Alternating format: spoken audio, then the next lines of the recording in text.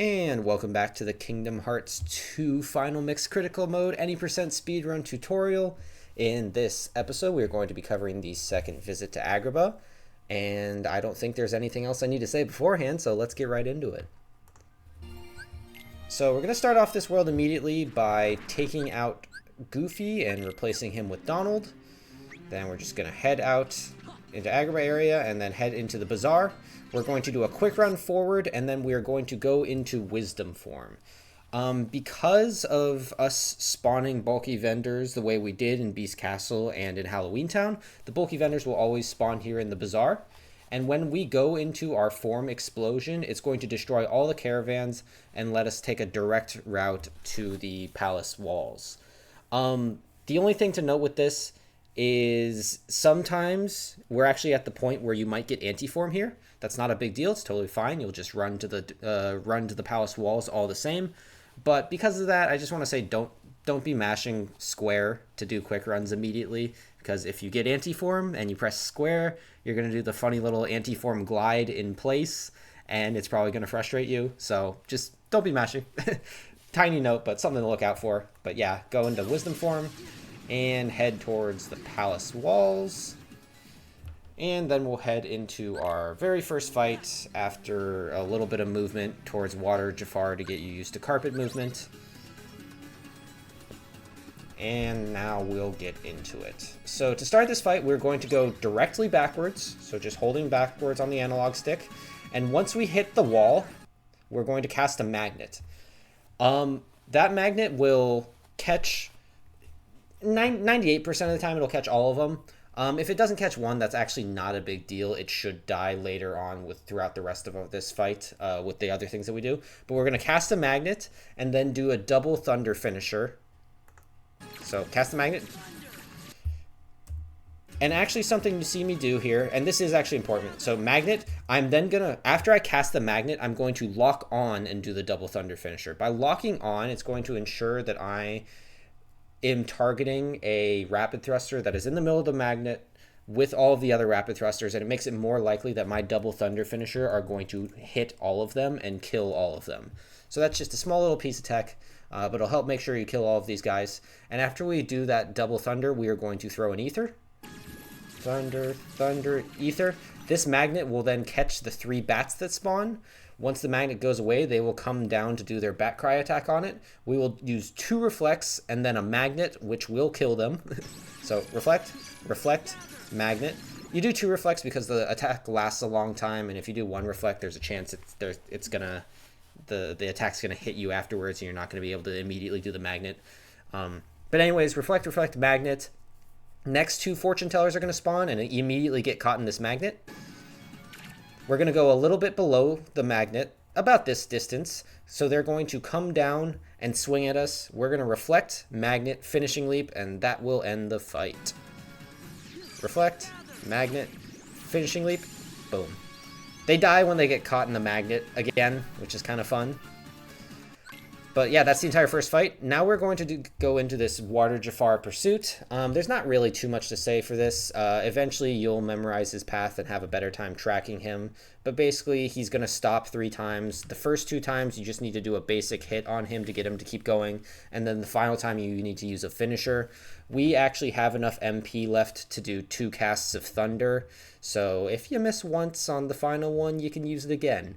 Or for a little bit of advanced tech, you can, if you know the paths well enough, you can be kind of past Jafar and then use the thunder so that he catches up to you and you're saving a tiny bit of time of movement, but not that important. If you really care about it, you can look up in one of our runs how to do it. But that's not what I'm going to show you here. I'm just going to do little aerial spirals to move him on. But I am tracking him. If I start feeling myself get past him, I'll kind of slow down, maybe do a little spin to stop myself. There's the first smack. But yeah, I'm following him. I'm trying to stay directly behind him if I can. Another smack. And then we're going to follow him one more time. And when he stops, that's when he is vulnerable at the end here. And we will do a thunder.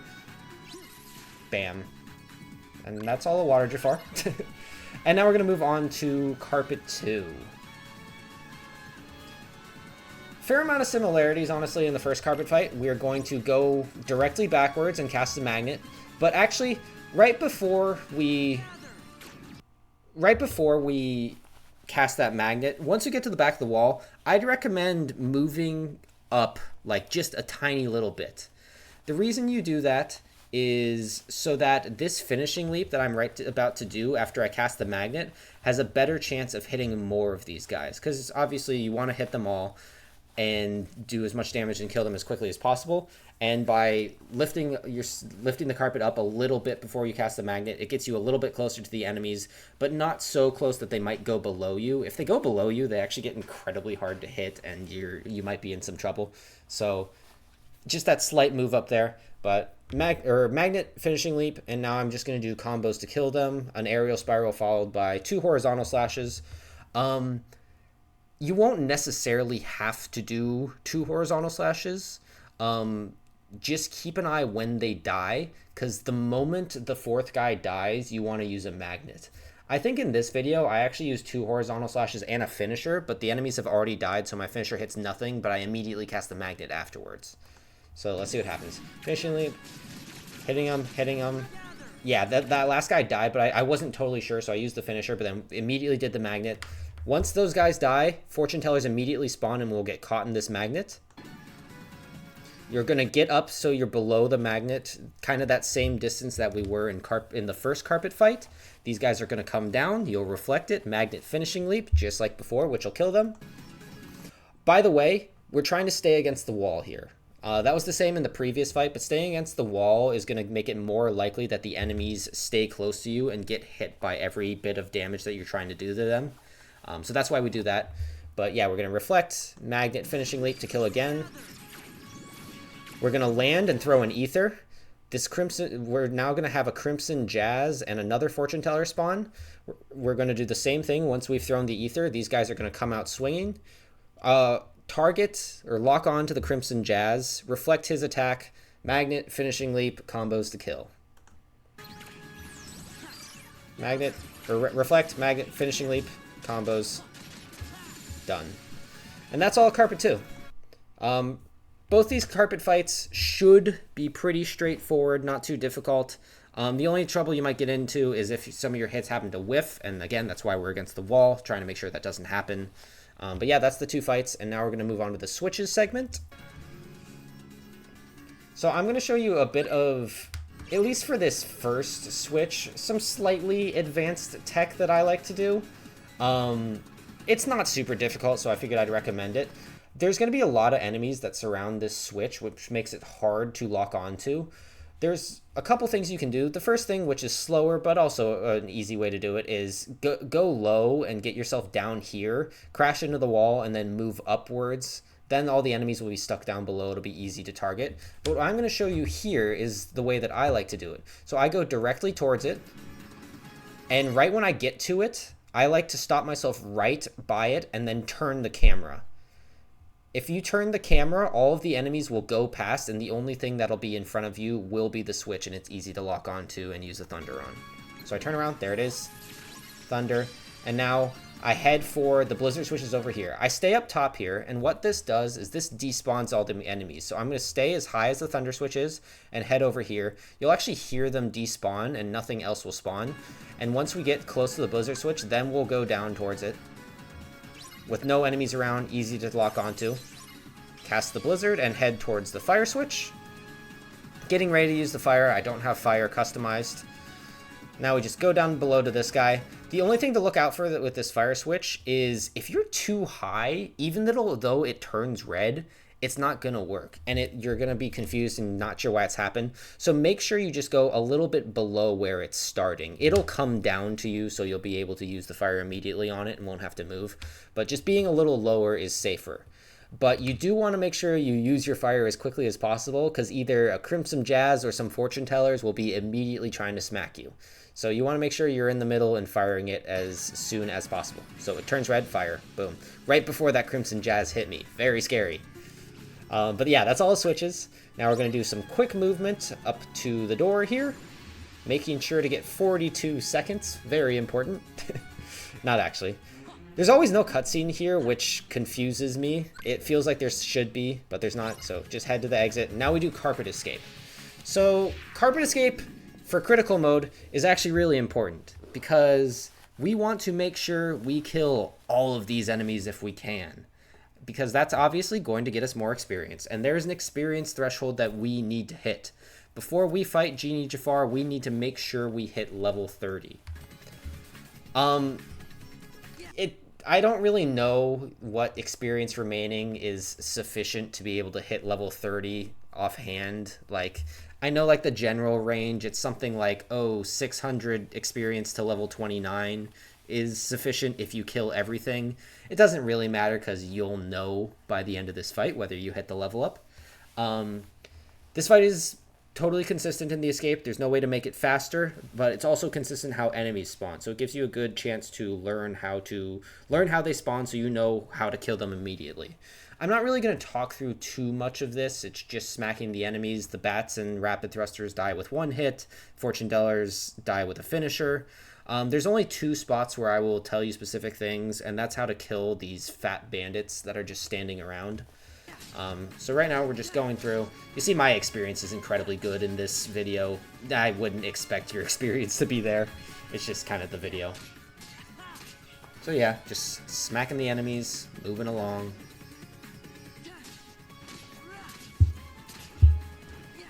Having Rumbling Rose here is kind of a double-edged sword. It's nice to have 3 finishers. Like, it gives you a nice chance to hit the fortune teller. But it's also really short, so it has a tendency to whiff, which is annoying.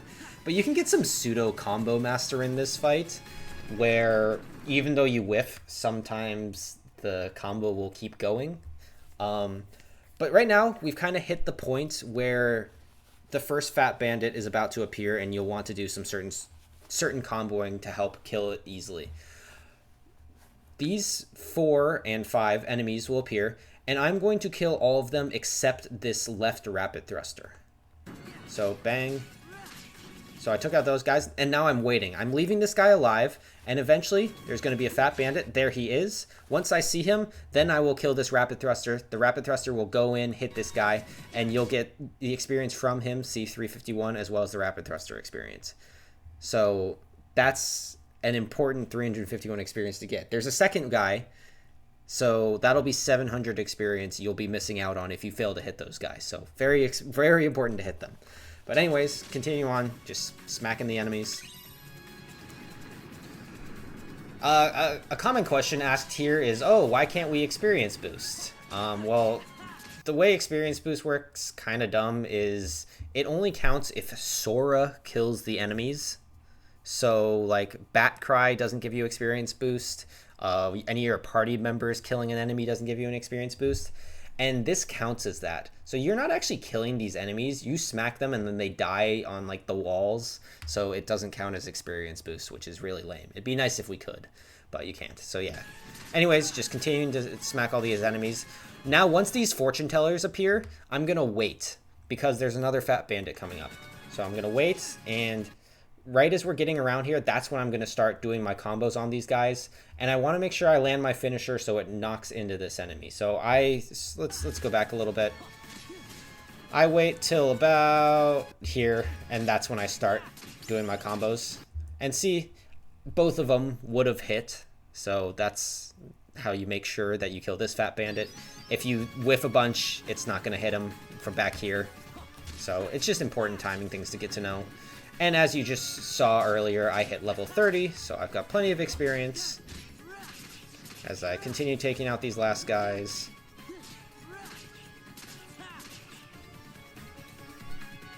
And now, just a little bit of movement thing. The place I'm standing, you should be able to just not move from there and not get hit by these sand pillars.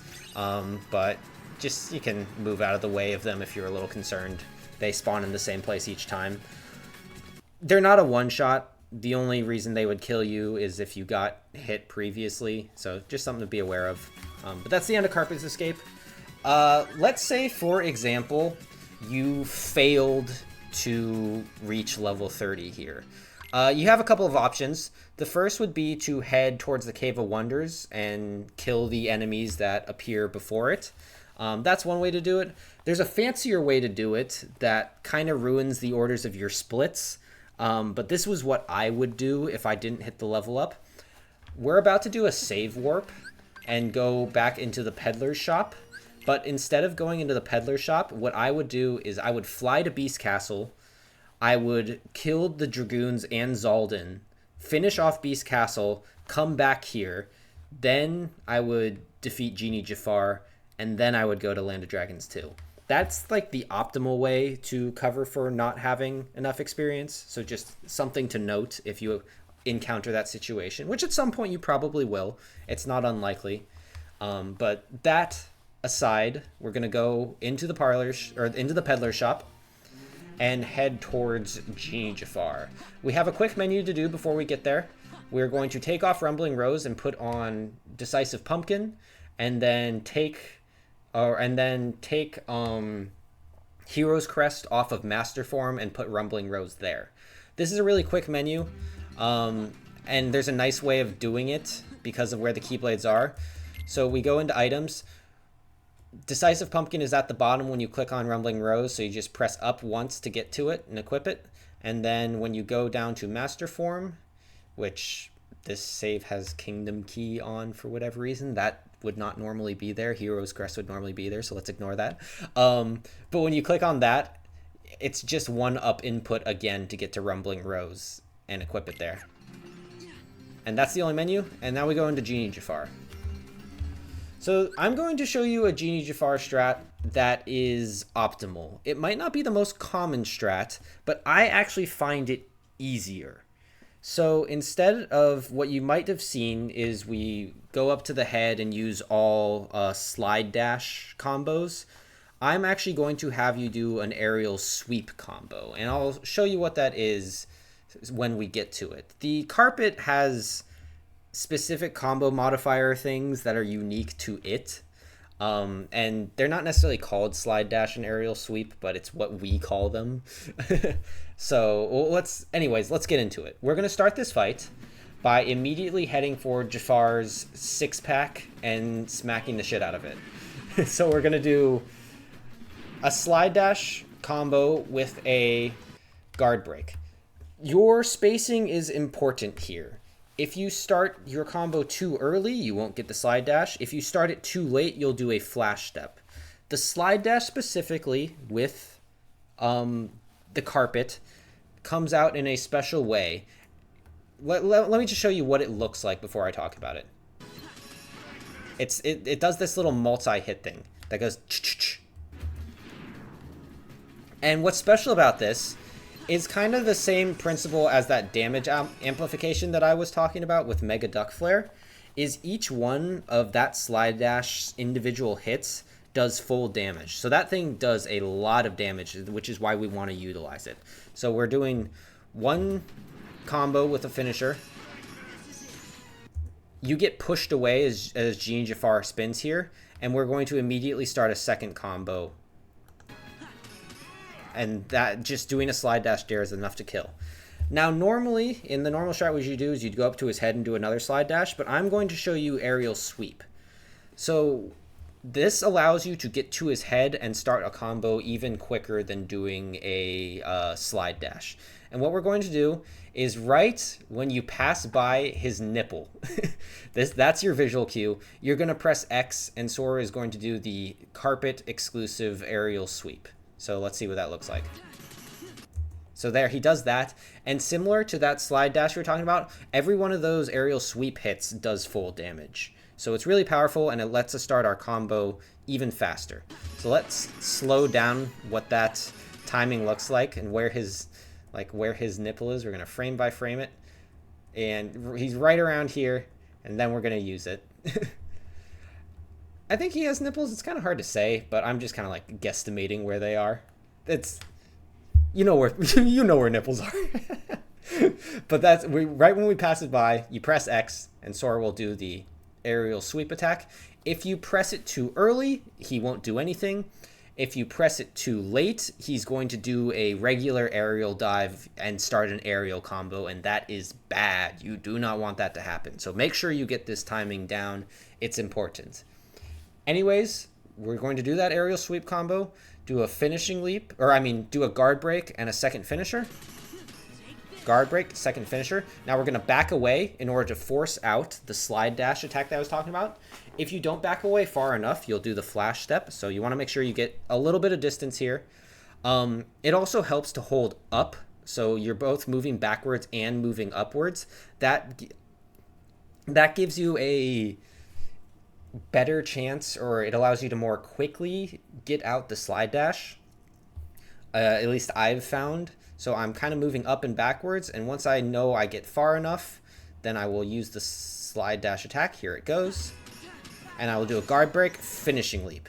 And now for absolute optimal damage, I'm going to do an aerial spiral, one horizontal slash, and a double finisher. And then I'm going to start another combo and do the exact same thing.